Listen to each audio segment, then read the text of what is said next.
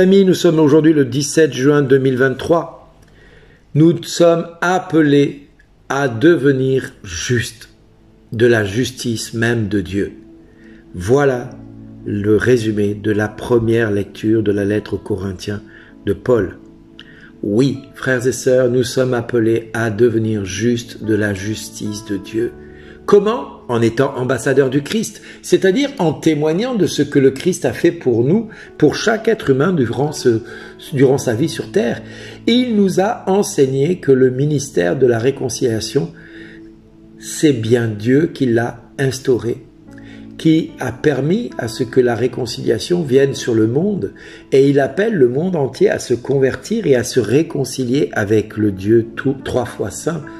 Oui, nous sommes appelés à grandir dans cette présence divine au quotidien. Et c'est de notre rôle d'ambassadeur d'enseigner au monde que le Seigneur est tendresse et pitié, lent à la colère et plein d'amour. Il n'est pas pour toujours en procès, ne maintient pas sans fin ses reproches. Non, comme le ciel domine la terre, fort est son amour pour qui le craint, aussi loin qu'est l'Orient de l'Occident. Il met loin de nous nos péchés. C'est le message que nous devons donner au monde. C'est le message que nous devons annoncer au monde. Mais pour annoncer au monde cela, faut-il encore ne pas être surpris de ce que Jésus est appelé à faire et à vivre durant sa vie sur terre et qu'il est appelé encore à faire durant notre vie à nous. Regardez ce qui s'est passé quand Jésus eut 12 ans.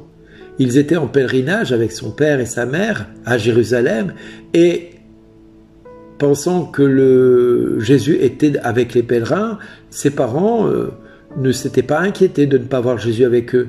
Sauf que le cherchant, ils ne le trouvèrent plus, donc ils retournèrent sur Jérusalem et le trouvèrent dans le temple, assis au milieu des docteurs de la loi. Il les écoutait et leur posait des questions et tous ceux qui l'entendaient s'extasiaient de son intelligence sur ses réponses. Mais les parents furent frappés d'étonnement et sa mère, Marie, pas moins que Marie, déclara à Jésus, « Mon enfant, pourquoi nous as-tu fait cela? Vois, comme ton père et moi étions inquiets, nous avons souffert en te cherchant. » Et il leur dit, « Comment se fait-il que vous m'ayez cherché? Ne saviez-vous pas qu'il me faut être chez mon père ou aux affaires de mon père ?» Mais ils ne comprirent pas ce qu'il leur disait. Imaginez que Marie, qui a reçu la responsabilité de s'occuper du Fils unique de Dieu par l'ange Gabriel, elle se rend compte que celui-ci a disparu, qu'on lui a kidnappé son fils. Ce fils dont elle a la charge, dont elle a la responsabilité devant Dieu 3 fois saint. Eh bien, même Marie, toute Marie qu'elle est, va être remplie d'inquiétude d'avoir perdu ce fils dont elle a la charge. Et Joseph encore plus, parce que lui, il est le protecteur de la famille, de la sainte famille, comme on dit. Eh bien, Joseph et Marie vont être inquiets, vont chercher Jésus partout pour enfin finir à le trouver dans le temple en train de parler avec les scribes et les pharisiens, les docteurs de la loi. Et nous voyons que là, Marie va donner un cri auprès de son fils, un cri que nous avons tous posé à Dieu, que nous avons tous poussé envers Dieu. Pourquoi nous as-tu fait cela? Vois comme nous étions inquiets.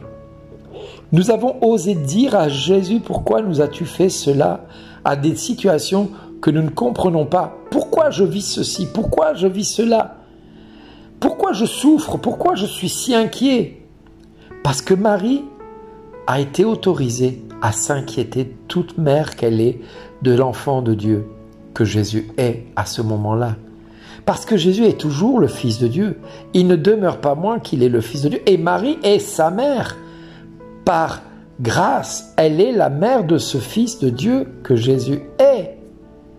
Et donc, elle est la mère de Dieu. Et en tant que mère de Dieu, elle va trouver le moyen de s'inquiéter de voir son Fils disparaître. Parce qu'elle ne le voit plus à ses côtés. Elle ne le voit plus à côté d'elle. Elle ne le voit plus à côté de son père Joseph. Elle est inquiète. Que va-t-il lui arriver? Que va-t-il se passer? Eh bien, nous, par moments, on est inquiet par ce qui va se passer, on est inquiet par ce qui va se produire, et on se pose la question, mais Seigneur, que va-t-il advenir de tout cela? Et on est inquiet, et c'est normal, on a le droit d'être inquiet, puisque Marie a été inquiète. Donc si Marie a été inquiète, ne soyons pas surpris de l'être par moments nous aussi. Cependant, comme l'a dit la lettre de Paul aux Corinthiens, et je vous invite vraiment à revenir à ce passage, le Christ est mort pour tous, afin que les vivants n'aient plus leur vie centrée sur eux-mêmes, mais sur lui qui est mort et ressuscité pour eux. Voilà ce à quoi nous sommes appelés à mettre en place dans notre vie. Quand nous sommes inquiets, c'est que nous sommes centrés sur nous-mêmes. Nous avons peur des conséquences parce que nous regardons le problème de notre hauteur d'homme ou de femme, comme Marie le faisait à cet instant-là. En tant que femme, elle craignait Dieu, et avoir perdu le Fils de Dieu, c'était devoir rendre des comptes à Dieu d'avoir perdu le Fils qui lui était confié. Eh bien nous avons des fois des épreuves qui font que nous regardons notre vie en disant « mais qu'est-ce qui va m'arriver? Qu'est-ce qui va m'arriver ?» C'est ce que Marie a pensé. Eh bien nous aussi, nous avons le droit de penser cela, sauf que par moments, Paul nous incite à dépasser notre pensée humaine et à nous tourner vers celui qui est mort et ressuscité pour chacun de nous. En clair, quand tu es dans l'épreuve, quand tu es dans l'inquiétude et le souci, aie ce réflexe de dire « Seigneur, tu es mort et ressuscité pour moi. Que pourrait-il m'arriver de pire, puisque tout concourt au bien de ceux qui t'aiment ? Que pourrait-il m'arriver si Dieu est pour moi? Que pourrait-il m'arriver si toi, Seigneur, tu te déclares en ma faveur devant le Père, parce que moi, je me déclare en ta faveur devant toute la création? Eh bien voilà, les promesses de Dieu, c'est d'accueillir la grâce en surabondance et de faire du psaume un moyen d'obtenir les grâces que Dieu nous promet d'avoir et de vivre. Oui, frères et sœurs, le psaume nous invite à dire « Bénis le Seigneur, ô mon âme, bénis son nom très saint, tout mon être. Bénis le Seigneur, ô mon âme, n'oublie aucun de ses bienfaits, car il pardonne toutes tes offenses, il te guérit de toute maladie, il réclame ta vie à la tombe et te couronne d'amour et de tendresse. Oui, le Seigneur est tendresse et pitié, lent à la colère et plein d'amour. Il n'est pas pour toujours en procès, ne maintient pas sans fin ses reproches. Comme le ciel domine la terre, fort est son amour pour qui le craint. Aussi loin qu'est l'Orient de l'Occident, il met loin de nous nos péchés.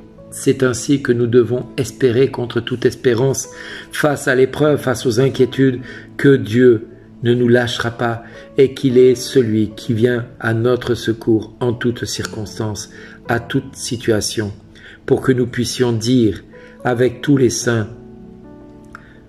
que nous sommes heureux d'être son fils, sa fille, et ainsi nous pourrons entendre Dieu nous dire jour après jour, merci d'exister.